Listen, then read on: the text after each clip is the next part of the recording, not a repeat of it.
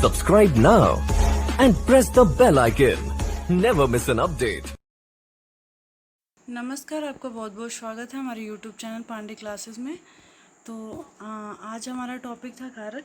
ठीक है, तो उसके बारे में हम जानेंगे कारक क्या होता है, कारक के कितने भेद हैं, कारक में कितनी विभक्तियाँ होती हैं और कैसे कैसे इनका प्रयोग होता है, ये सारी चीज़ें हम जानेंगे। ठीक है, तो सबसे पहले हम कारक होता क्या ये जानेंगे। तो देखिए, संज्ञा या सर्वनाम के जिस रूप से वाक्य के अन्य पदों शब्दों के साथ उनका संबंध सूचित हो उसे कारक कहते हैं। ठीक है, या उस रूप को कारक कहते हैं। किसके साथ? संज्ञा या सर्वनाम के साथ क्या संबंध। ठीक है, या फिर संज्ञा या सर्वनाम के जिस रूप से उनका संज्ञा या सर्वनाम का क्रिया के साथ संबंध सूचित हो उसे या उस रूप को क्या कहते हैं?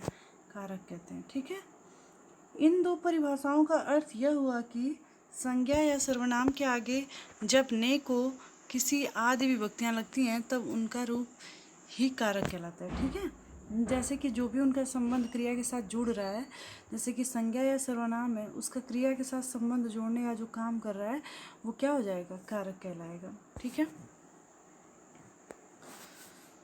तभी भी वाक्य के अन्य शब्दों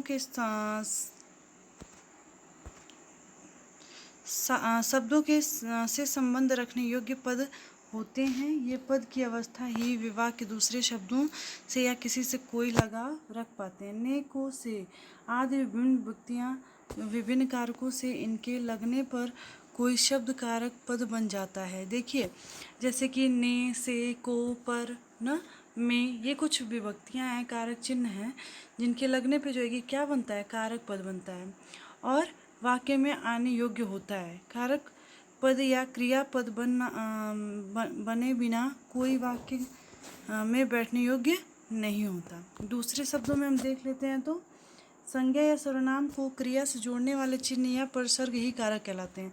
जो भी शब्द संज्ञा या सर्वनाम को किससे जोड़ें? क्रिया से, तो वही क्या कहलाएंगे? कारक कहलाएंगे। ठीक है, जैसे कि यहाँ पे हमारा एग्जाम्पल दिया हुआ है, रामचंद्र जी ने खारे जल के समुद्र पर बंदरों से पुल बनवाया।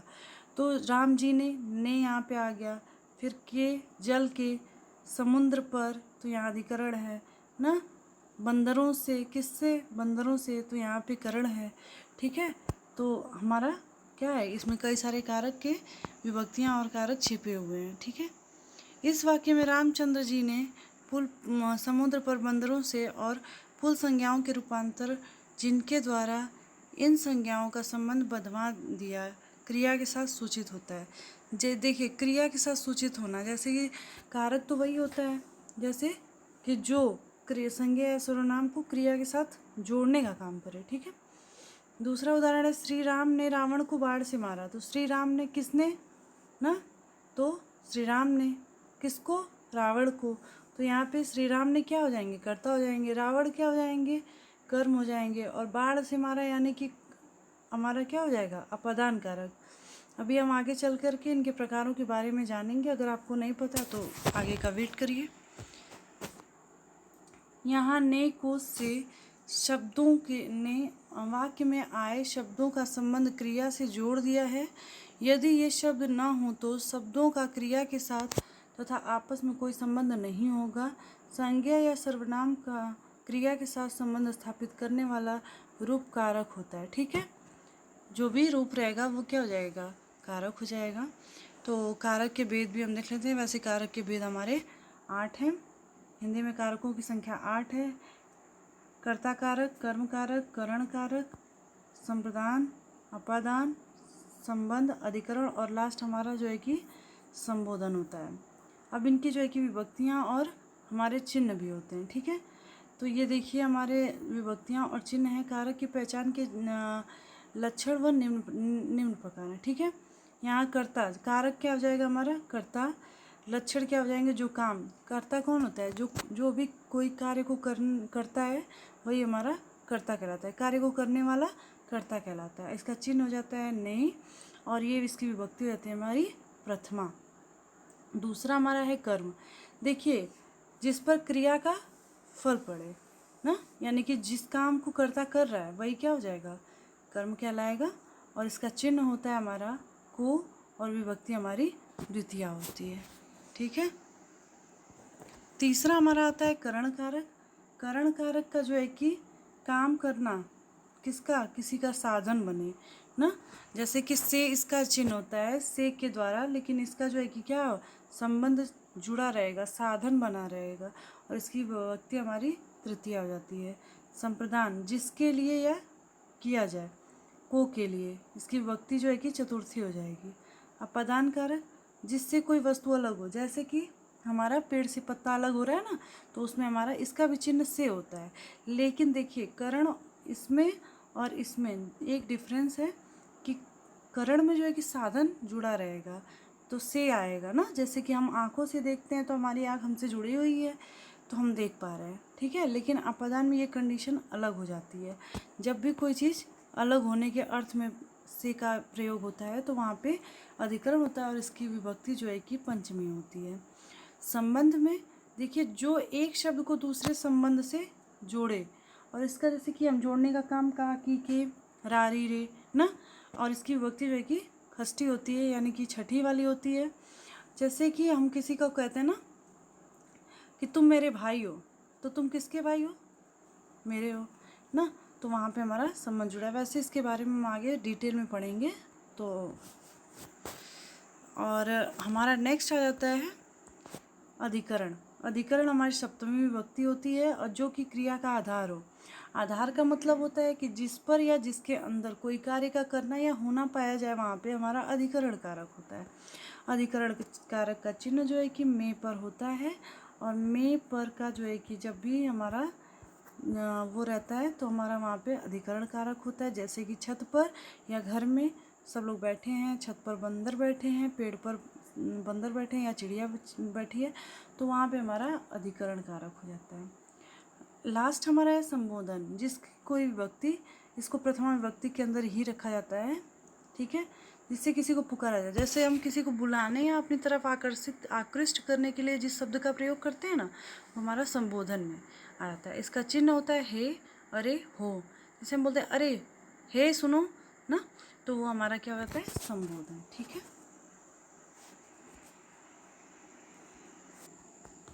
देखिए अब हम विभक्तियों के बारे में जानेंगे। विभक्तियाँ क्या होती हैं, तो पहले भी हमने जाना कि विभक्तियाँ जो है कि हमारी 6-7 होती हैं, जो कि 7 होती हैं, जो कि हमने प्रथमा द्वितीय तृतीय चतुर्थी पंचमी षष्ठी सप्तमी जो हमने पढ़ा है, ठीक है। लेकिन इसकी डिफिनीशन क्या होती है ये भी हमें जानना बहुत ज़रूरी होता है, तो इसको भी देख लेते हैं। सभी कारकों की स्पष्टता के लिए संज्ञा या सर्वनाम के आगे जो प्रत्यय लगाए जाते हैं उन्हें व्याकरण में विभक्तियाँ या अथवा या परसर्ग कहते हैं। विभक्ति से बने शब्द रूप को पद कहते हैं। जो भी शब्द विभक्तियों से बनते हैं उन्हें क्या बोलते हैं, पद बोलते हैं। और संज्ञा और क्रिया बिना पद के पद बने वाक्य में नहीं चल सकते हैं। ऊपर सभी कारकों के विभक्त चिन्ह दे दिए गए हैं। जैसे कि विभक्ति चिन्ह क्या है, जैसे कि कर्ता का जो कि ने ना, कर्म को, तो ये विभक्ति चिन्ह है, ठीक है। आगे है विभक्तियों की प्रायोगिक विशेषताएं। कुछ इनकी जैसे कि हम प्रयोग तो करते हैं लेकिन विशेषताएं नहीं जानते, तो वो भी जानना जरूरी होता है। प्रयोग की दृष्टि से हिंदी कारक में विभक्तियों की कुछ अपनी विशेषताएं हैं। इनका व्यवहार करते समय निम्नलिखित बातों को ध्यान में रखना चाहिए। क्या क्या ध्यान में रखना चाहिए, पहला हमारा है सामान्यतः विभक्तियाँ स्वतंत्र हैं, इनका अस्तित्व स्वतंत्र है, यानी कि किसी चीज़ से बंधी हुई नहीं है, इनका कोई वो बंधन नहीं है। चूँकि एक काम शब्दों के का संबंध दिखाना ना, शब्दों के, जैसे मैंने बताया था ना कि संज्ञा या सर्वनाम जो है कि किससे जुड़ते हैं, तो कारक से जुड़ते हैं। कारक किससे, क्रिया से जुड़ने का काम कौन करता है, कारक। अब कारक में भी विभक्तियाँ होती हैं तो वो क्या करती हैं, संबंध दिखाती हैं, इसलिए इनका अर्थ नहीं होता है। इसका अर्थ जैसे हम देखें तो नहीं होता है, ठीक है। जैसे ने का कोई अर्थ हमें नहीं दिखता है, से का कोई अर्थ नहीं दिखता है, लेकिन ये क्या है, जोड़ने का काम कर रही हैं, संबंध का काम कर रही हैं, तो यहाँ पे सिर्फ इतना ही होगा और उसका कोई अर्थ अलग से नहीं देखा जा सकता है, ठीक है। नेक्स्ट है हिंदी की विभक्तियाँ विशेष रूप से सर्वनामों के साथ प्रयुक्त होने पर प्रायः विकार उत्पन्न कर उनसे मिल जाती हैं, जैसे मेरा, हमारा, उसे उन्हें। देखिए सर्वनाम जो होते हैं ना, सर्वनाम के साथ अलग से नहीं दिखाई देते हैं। विकार उत्पन्न कर बिना हमेशा क्या होता है कि उसी में मिल जाते हैं और उसमें अलग से नहीं। किसका? तो मेरा। तो किसका? मेरा क्या हो जाएगा? किसका? जब हम क्वेश्चन करेंगे का ना, तो हमारा क्या हो जाएगा? मेरा। तो मेरा क्या है? करता है। ठीक है। अब थर्ड हमारा है विभक्तियां प्रायः संज्ञाओं या सर्वनामों के साथ आती हैं। देखिए जो है कि विभक्तियां संज्ञा और सर्वनाम के साथ क्यों आती हैं? क्योंकि कारक में ही विभक्तियां होती हैं और विभक्तियां क्या करती हैं कि संबंध स्थापित करने का काम करती हैं और इसीलिए ये हमेशा साथ में आती हैं। जैसे मोहन की दुकान से ये चीज़ आई है। किसकी दुकान से? मोहन के साथ दुकान से। अब देखिए विभक्तियों का कुछ प्रयोग होता है। विभक्तियों का प्रयोग जो है कि हिंदी व्याकरण में विभक्तियों के प्रयोग की विधि निश्चित है। हिंदी में 2 तरह की विभक्तियां हैं, विश्लिष्ट और संश्लिष्ट ना। देखिए विश्लिष्ट और संश्लिष्ट क्या होता है? जो विश्लिष्ट होता है वो क्या होता है? संज्ञाओं के साथ आने वाली विभक्तियां विश्लिष्ट होती हैं। कैसे? जैसे उनके साथ अलग अलग दिखती हैं, अर्थात अलग रहती हैं। ठीक है। जैसे राम ने वृक्ष पर लड़कों को, तो जैसे कि राम ने ना, तो ने क्या है? विभक्ति चिन्ह ही है। वृक्ष पर, तो पर भी क्या है? अधिकरण का चिन्ह है। लड़कों को, तो कर्म का चिन्ह जो है कि को होता है। लड़कियों के लिए, तो संप्रदान के लिए संप्रदान कारक है ना। लेकिन सर्वनामों के साथ विभक्तियां संश्लिष्ट या मिली होती हैं। जैसे उनमें अलग से नहीं दिखती हैं। जैसे उसका, किसका? उसका। किस पर? तो उस किसी चीज़ पर हम बोलेंगे किस पर, तो जैसे कि छत पर, तो हमारा अधिकरण हो जाएगा ना, किसको, तुमको ना। तो ये इस तरीके से हो जाए। यहाँ ध्यान रखना है कि तुम्हें, इन्हें में को और तेरा तुम्हारा में का विभक्ति संलिष्ट हो। अतः के लिए जैसे 2 शब्दों की विभक्तियों में पहला शब्द संलिष्ट होगा और दूसरा विश्लिष्ट होगा। ठीक है। जैसे कि तू प्लस रे लिए, तो तेरे लिए ना। यहाँ प्रत्येक कारक और उसकी विभक्ति के प्रयोग का परिचय उदाहरण सहित दिया जाता है। ठीक है। कारक पढ़ा, कारक की परिभाषा जानी, विभक्तियों के बारे में जाना, कारक कितने प्रकार के होते हैं ये जाना हमने। नेक्स्ट वीडियो में इनके प्रकारों के बारे में जानेंगे। आज के लिए इतना ही। अगर वीडियो को लाइक नहीं किया तो लाइक करें और शेयर करें और प्लीज़ सब्सक्राइब भी कर लें। ठीक है। Thank you very much.